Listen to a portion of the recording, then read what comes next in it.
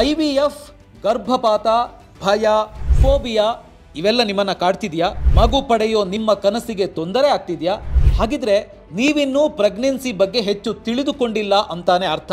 Pregnancy ಖಂಡಿತ ಕಷ್ಟ ಅಲ್ಲ, ಜ್ಞಾನದ ಕೊರತೆ ನಿಮ್ಮ ಭಯಕ್ಕೆ ಕಾರಣ. ಪ್ರೆಗ್ನೆನ್ಸಿ ಪ್ಲಾನಿಂಗ್, ಕೇರ್, ವ್ಯಾಯಾಮ, ಸೂಕ್ತ ವೈದ್ಯರ ಆಯ್ಕೆ, ಆಹಾರ, ಲೈಂಗಿಕ ಜೀವನ ಇವೆಲ್ಲ ಬಹಳ ಮುಖ್ಯ.